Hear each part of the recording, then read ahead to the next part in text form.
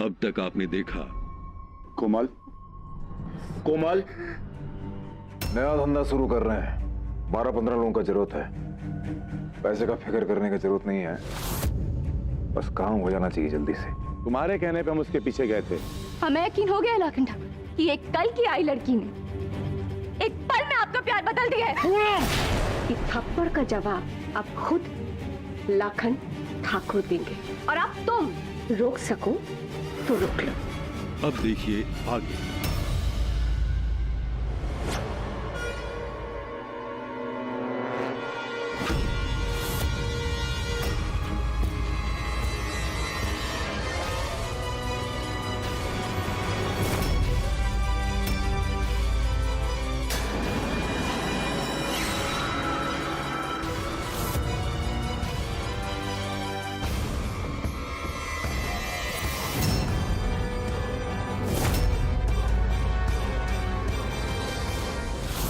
तुम्हारी बुराई अगर आग है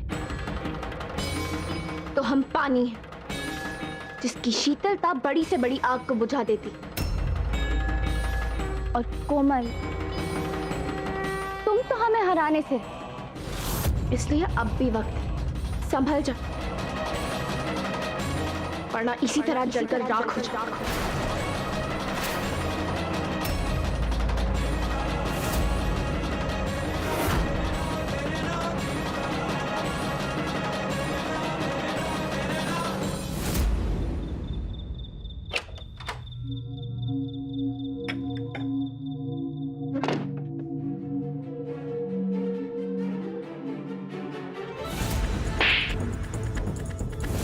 इस थप्पड़ का एहसास और इसकी गूंज हमेशा महसूस करोगी तुम। लाखन ठाकुर तुमसे 10 कोस दूर हो तब भी। आज हम तुम्हें खुली चुनौती देते हैं कोमल, जो कर सकती हो कर लो।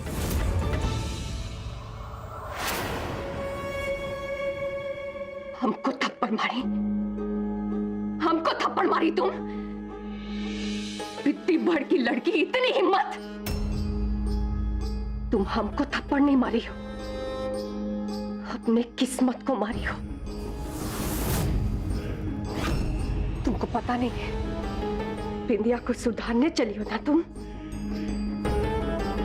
अब तुम देखना, बिंदिया के मन में हम ऐसा राक्षस पैदा करेंगे कि तुम सबको तबाह कर देगा, सबको।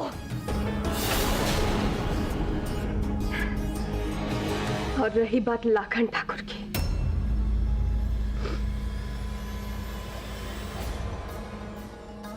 तो हम वो बला है जो अच्छे अच्छों को पिघला देते हैं।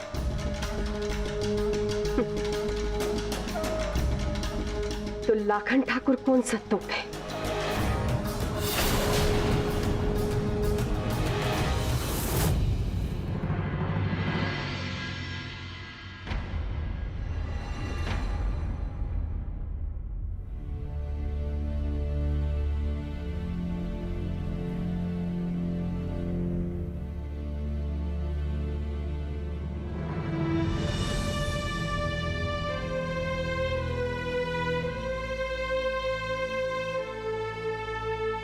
राख कैसे लगे हाथ में?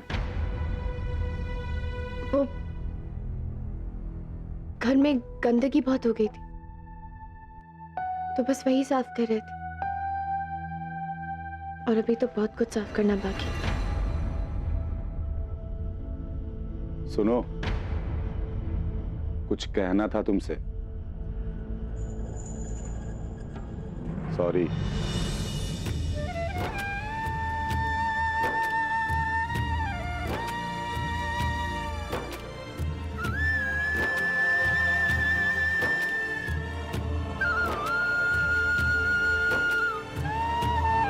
तुम्हारे ऊपर चिल्लाए ना हम आज, वो कहा है कि जब से हमारे बाबूजी का अपहरण हुआ है ना, तब से हमारा जो दिमाग है वो बौराया रहता है। तो इसके लिए सॉरी।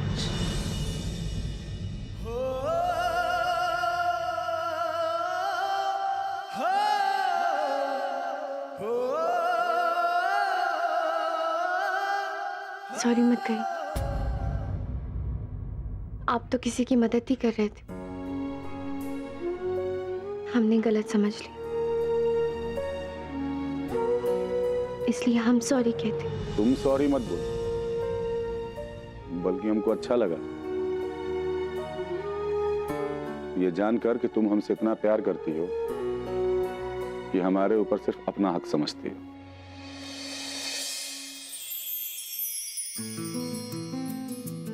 अरे नीचे मत देखो,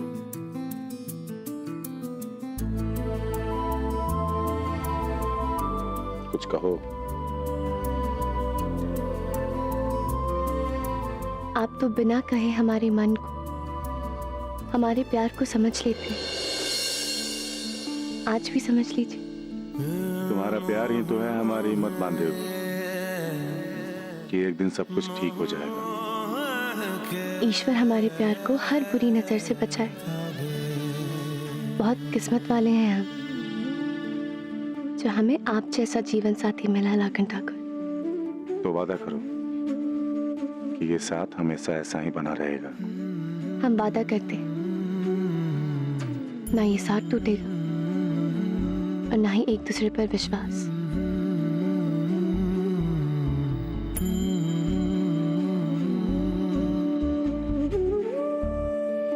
कुछ लाए हैं तुम्हारे लिए। ये मोह मोह के धागे तेरी उंगलियों से जा उलझे, ये मोह मोह के धागे तेरी उंगलियों से जा उलझे। कोई टोह टोह ना लागे, किस तरह गे ये सुलझे। है रोम रोम एक तारा, है रोम रोम एक तारा, जो बादलों में से गुजरे। ये मोह मोह के धागे तेरी उंगलियों से जा उलझे। कोई टोह टोह ना लागे, किस तरह के ये सुलझे।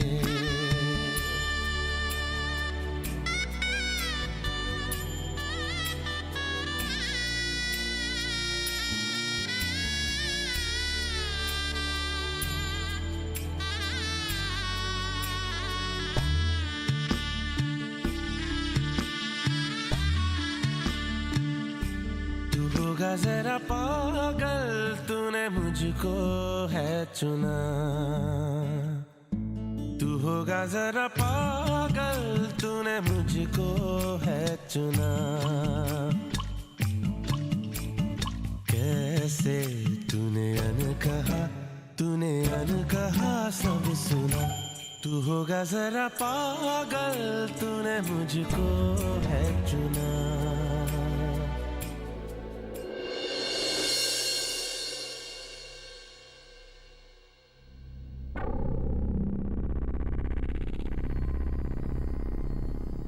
क्या हुआ पुन्नी, हमारा हाथ क्यों रोक दिया? गिलास अभी आधा खाली है। नहीं भाभी, आधा ग्लास भरा हुआ है। तुम कहना क्या चाहती हो पुन्नी? यही कि बस देखने का नजरिया है। अगर भाभी के नजरिए से देखे तो ग्लास आधा खाली है, और हमारे नजरिए से देखे तो ग्लास आधा भरा हुआ है। हम बिंदिया की सिर्फ बुराई को देख रहे हैं बड़ी अम्मा, इसलिए वो हमें बुरी नजर आ रही। पुन्नी, बिंदिया बुरी है और कुछ नहीं। नहीं भाभी, बिंदिया के साथ खुद कितना बुरा हुआ। ये हवेली उसकी थी, उसे सब कुछ छोड़ छाड़ कर अपनी भूख से लड़ना पड़ा, अपने पेट के लिए नाचना पड़ा। लेकिन प्रियम का प्यार पाकर वो बदल गई थी, पर किस्मत ने उससे वो भी छीन। और दादाजी ने जो उसके साथ किया वो हम सब जानते हैं। जो हो गया हम उसे बदल तो नहीं सकते, लेकिन जो होने वाला है उसे रोक तो सकते हैं ना बढ़िया। पुन्नी, माया दुल्हन, कैसे पुन्नी?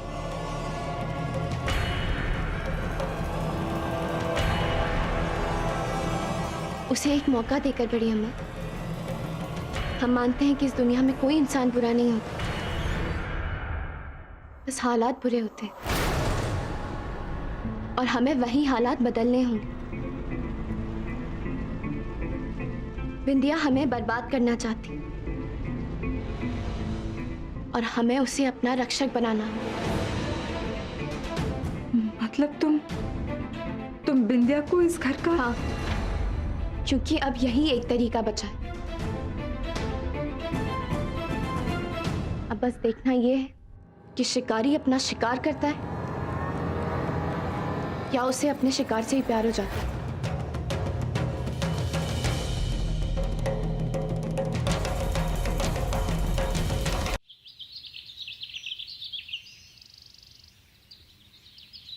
और हम कह रहे ना, हमको छोड़ दो, और हमसे गलती हो गई हमको।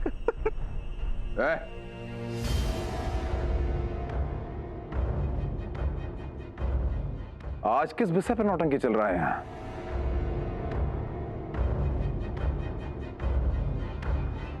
क्या फरमा रहे हैं हजूर? मालिक, बड़ी हवेली में चोरी करते हुए पकड़ा है इसको। अरे शाबाश, ये आजकल कोई भी लौकी की बेल की तरह चढ़ जाता है हमारी हवेली पे। तुम्हारे जैसे दो चार पहले से घुस गए इस हवेली में तो सारे आ जाओगे क्या साले तुम?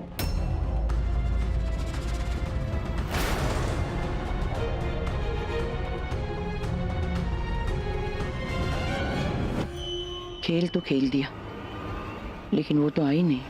आई तो हुजूर क्या करें इसका? प्रायश्चित करना पड़ेगा ना इसे अगले जन्म में। अब उसके लिए इस जन्म से मुक्त होना पड़ेगा। गंगा में फेंक दे साले का, और बहुत बड़ा पत्थर बांध के फेंकना। आजकल हमारी हवेली में लोग मर मर के जिंदा हो जाते हैं, देखिए।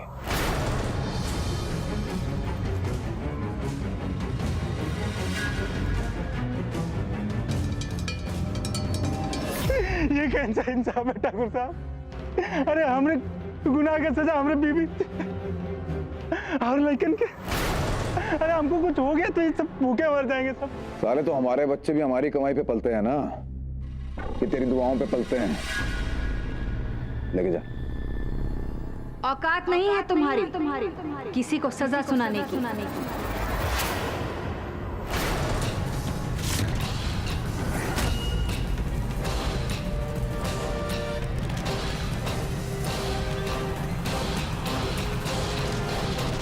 ठाकुर हैं याद तो होगा, और इस हवेली में सिर्फ ठाकुर इंसाफ करते हैं। बिंदिया, तुम्हें किसने परमिशन दिया बीच में आने का? शेर की गद्दी पर बैठने से कुत्ता जंगल का राजा नहीं बन जाता। खत्म हो चुकी है तुम्हारे परिवार की ठकुराई और तुम्हारी मनमानी। अब यहाँ वही होगा जो हम चाहेंगे, क्योंकि अब ई तुम्हारा बेगूसराय नहीं है, ये हमारा बेगम सराय।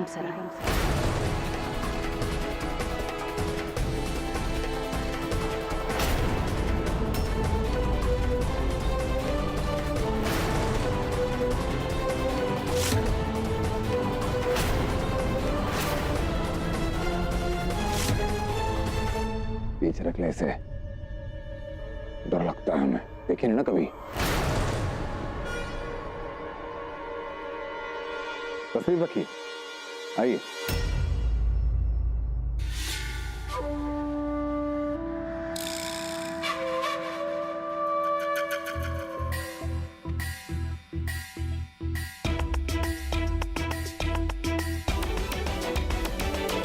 चोरी की तुमने? कोई भी इंसान पैदाइशी चोर नहीं होता, हालात उसे बनाता है। अब गलती की है तो सजा तो मिलेगी। तुम 1 साल तक कारखाने में काम करोगे ईमानदारी से, और अगर तुम्हारे बेईमानी की खबर आई तो तुम्हें गंगा जी में फेंकने की मेहनत नहीं करेंगे, सीधा खोपड़ी पे गोली मारेंगे। बेगम सराय की जय, बेगम सराय की जय, बेगम सराय की जय, बेगम सराय की जय। बेगम सराय कीजिए, बेगम सराय कीजिए, बेगम सराय कीजिए। वाह वाह वाह,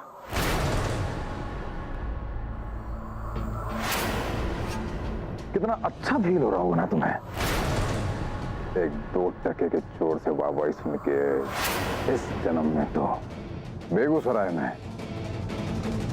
कोई तुम्हें बेगम बेगम मानेगा नहीं। हम मान रहे हैं।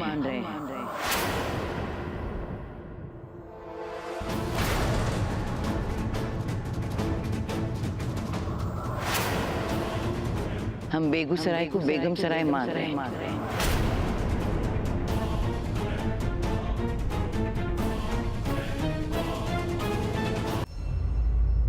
अभी कौन सा नया तमाशा शुरू हो गया है?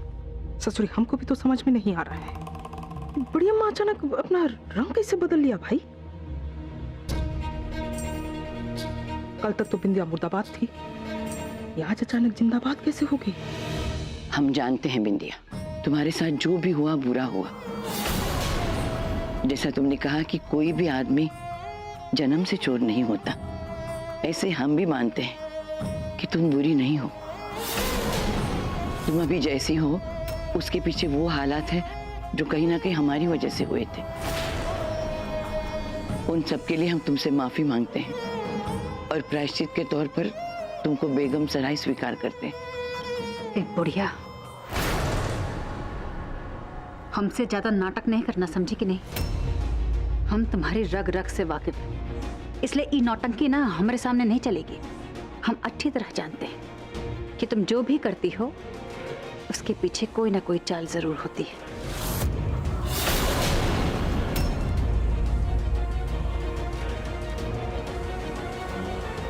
नहीं बिंदिया, हर इंसान को कभी ना कभी अपनी गलती का एहसास होता है, और हमें भी। और हम अपनी गलती मानते हैं बिंदिया।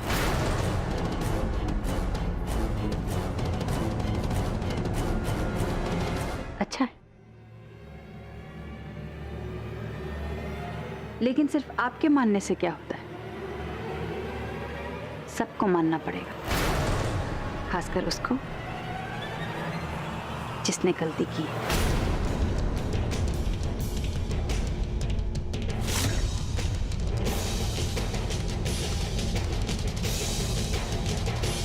अभी तक आपके बेटे ने तो माना ही नहीं। कोई माने या ना माने, हम तुम्हें बेगम सराय मानते हैं बिंदिया।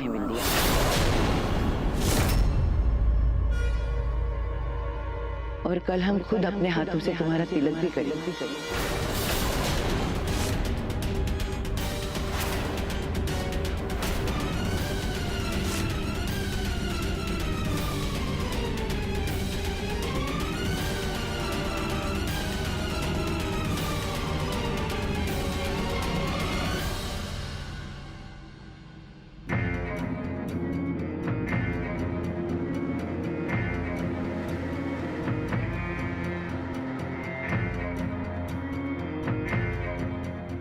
फिर साथ दे रही हो उसका।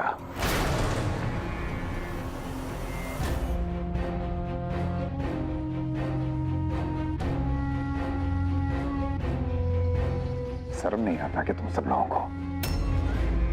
काहे कर रही हो ये सब? अपने बच्चों के लिए, आपके लिए। इस लड़ाई का कोई अंत नहीं है। कैसी ठकुराइन हो तुम? अरे ठकुराइन छोड़ो, पत्नी तो हो। अपने पति को उसके कदमों में तलवे चाटते हुए देखना चाहती हो क्या तुम? नहीं, हम बस ये चाहते हैं कि बड़ी अम्मा और पुन्नी जो कर रहे हैं उसमें आप उनका साथ दें। हमने कभी आपसे कुछ नहीं मांगा, बस चाहते हैं कि आप उन्हीं पर थोड़ा सा भरोसा करें। हमें लगता है कि अब सब ठीक हो जाएगा। हम यहाँ चाणक्य की भांति कूटनीति करूंगा और तू वहाँ चंद्रगुप्त की भांति राज करेगा। भले इसके लिए साम दाम दंड भेद का इस्तेमाल करना पड़े तो तू करेगा, पीछे नहीं हटेगा। चलो ठीक है, तुम जो चाहती हो वही होगा। ठीक है?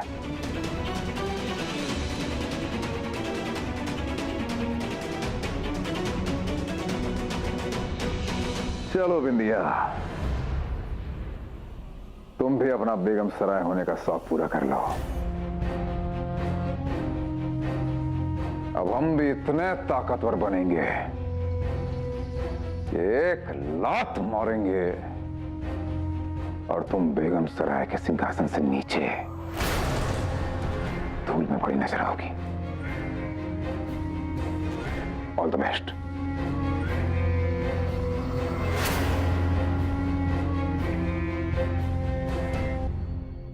जैसा तुमने कहा हमने कर तो दिया पुन्नी, लेकिन डर भी लग रहा है कहीं वो हमको और नुकसान ना पहुंचाए। नहीं बड़ी अम्मा, क्योंकि बिंदिया के सामने हमने हार मान ली। अब हमसे उसकी कोई जंग नहीं, क्योंकि हारे हुए को हराया ही नहीं जा सकता। हाँ बड़ी अम्मा, हमको भी यही लगता है। उन्मी की सोच कामयाब होगी।